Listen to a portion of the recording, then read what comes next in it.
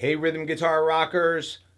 This is Mark Turco from rhythmguitarlessons.net. In this video, I'm going to be talking to my friend Simon Candy from acousticguitarlessonsonline.net during a live talk that he hosted on YouTube. So during this live talk, we talked about putting licks and fills in between your chord changes. But the thing about doing that is they need to be done in time to sound best. So first, Simon's going to explain to you the importance of playing in time, and he's going to demonstrate some simple ways that you can get started. And then Simon and I also both discuss more about how you can get started doing this. Also, at the end of the video, Simon and I both talk about our ebooks that can get you started playing licks and fills in between chords. Yeah, and I think the other thing here with our rhythm fills and the whole concept of this that I often see is not, you go to YouTube or somewhere and you someone's given a lesson on fills and they'll show you a whole lot of cool fills and here's one doing this, here's one doing that. This is in the style of Stevie Ray Vaughan, Jimi Hendrix. This one's using sex, whatever.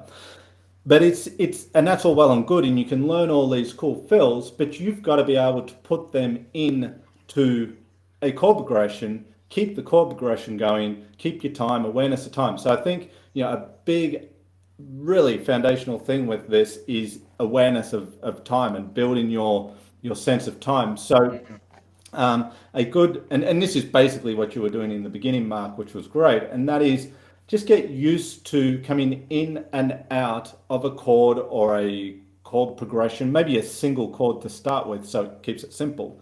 So let's say you've got like an E chord and you're strumming, so set up a time. Don't just strum randomly and play in a sort of rubato way. Set your sound up and set your time up.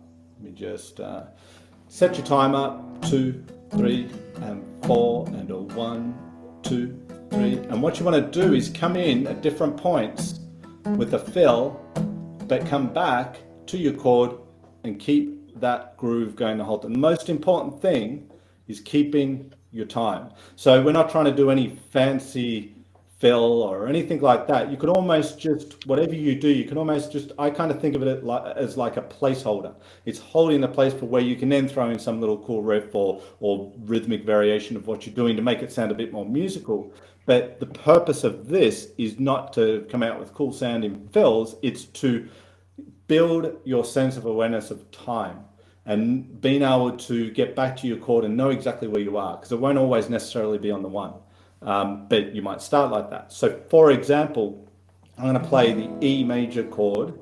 So I will be doing little fills, based on the E major pentatonic. So again, E minor is at the 12th fret, move down 3 frets, there's E major. So I've got my spot. So I might start with 1.5 bars on E and half bar, 2, 3, and 4, and a 1, 2, and a 2, 3, and 4, and a 1, 2, and a. Right, so I'm just doing 1.5 bars on E, half bar fill. But I could change that. Maybe then let's say if I do half a bar on each. Now, this isn't necessarily going to sound really musical. This is okay. It's for the purpose of the training of your awareness of time and being able to come in and out of the chord and fill at different points. 1, 2, and a. So half bar E and half bar fill.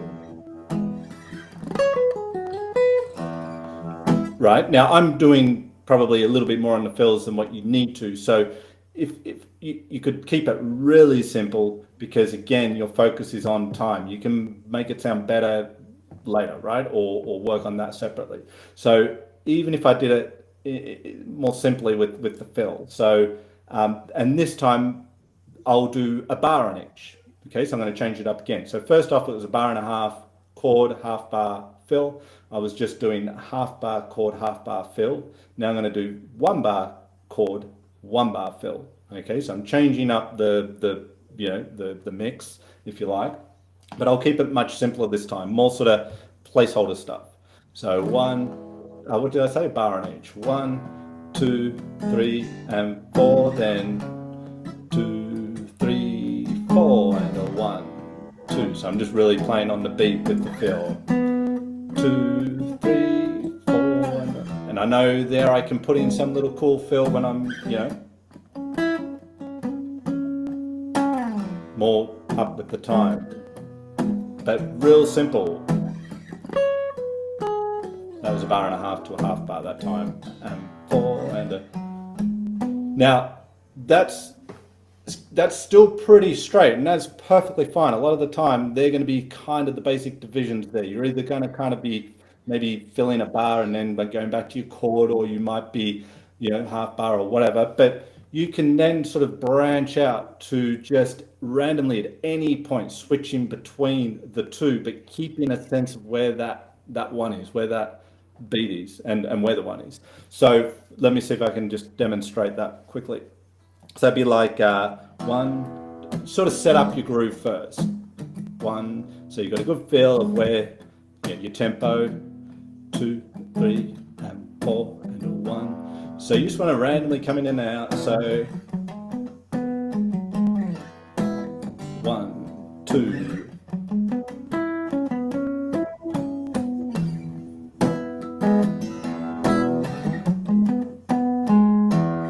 2, 3, and 4, and a 1, 2. 2, 3, and 4, and a 1, 2, and a 3, 4, and 1, 2, 3, and 4, and a 1, 2, 3, and 4, and a 1, and a 1, 2, 3. Right? So you're keeping the groove. Now, at some point there, I know I missed a beat. So it is challenging to do. And it's not that you're necessarily going to be back and forth sort of like that. That's a little bit sort of, random sounding. But the point is being able to keep, your awareness of the beat, your sense of the beat as you're switching between rhythm and lead. And that's just on a single chord. You could then bring in a chord change, so it's more to compute. This is all something you will build over time. I'm not saying do this in 5 minutes, but you need to spend some time on the awareness of the beat and being able to switch between rhythm and lead playing at any point within a bar. So I think you are absolutely right. I think starting off super simple and just knowing where you are as far as number of beats that you're supposed to be playing is really important. So the idea of what you were doing, where you were playing just 2 beats of a chord and 2 beats of a fill for your measure or your bar, is actually the best place to start, because then you're really going to get a great sense of timing. You don't have enough time if all you have is 2 beats and you can get like 2 or 3 notes in. You don't have enough time to do any more. But it really ingraining the pulse and just becoming so familiar with where is the 1, and if you always keep going back to your chord on the 1, if you do that enough, you're just going to instinctively know where it is. I think a lot of people try to bite off more they can chew, so to speak, right in the beginning. If you keep it really super simple, like my example earlier, it was 2 beats on a chord, 2 beats on a fill, 2 beats on a chord, 2 beats on a fill. That's the best place to start. And I think with the timing thing, a metronome's a good thing to work with. If you set up your metronome and you put a little accent on the first beat, then you can kind of hear where it is at least, and when you're off. Or you could go to YouTube or similar and search up a single chord backing track, or in some software you might have many ways you can do it. Just have a single chord playing, and you can just let that chord play and come in and out at different points. Just ways that you can get yourself or train yourself to feel where that beat is. It will become second nature to you. But it's often the focus here when you check out things on fills and so forth, and that's fine. I mean, a YouTube video is not going to be able to give you all the pieces, but it's very important, the timing thing. So you've got to I would spend time, what we're talking about here, very simple little notes, so forth. And then you could, dedicate other parts of your practice to learning some fills, some cool fills. Look at, there's nothing special about a rhythm fill versus a riff you might play in a solo. They're one and the same. You're just integrating parts of a solo, if you like, into a chord progression. That's essentially what we're talking about here. So, Mark, you have something that will be perfect for what we're talking about today, because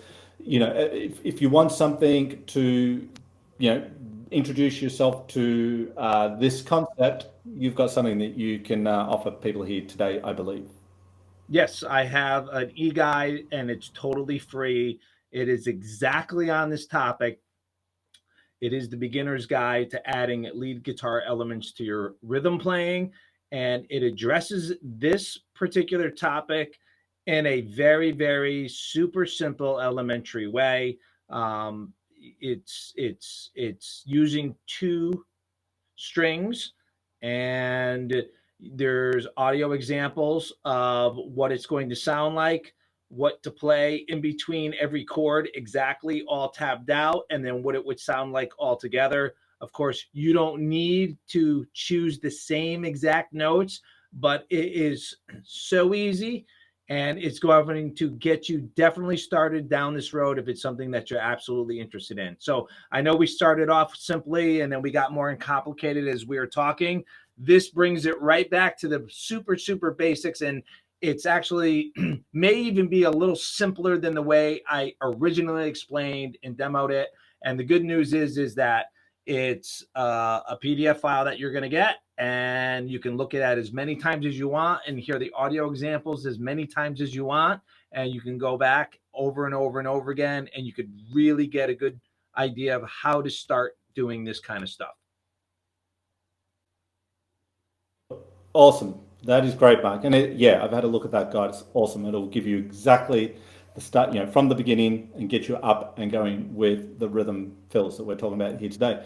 I've also got something here for you all, which is related to what we're talking about today. It's an ebook with audios embedded, so you'll hear all the examples. And basically, in this ebook, I take a single chord progression, one of the most common chord progressions in music, and I look at 5 different ways you could address that chord progression in a rhythm guitar context.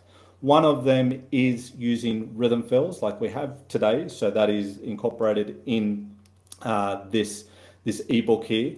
I want to thank Simon for having me on his YouTube channel and discussing these topics.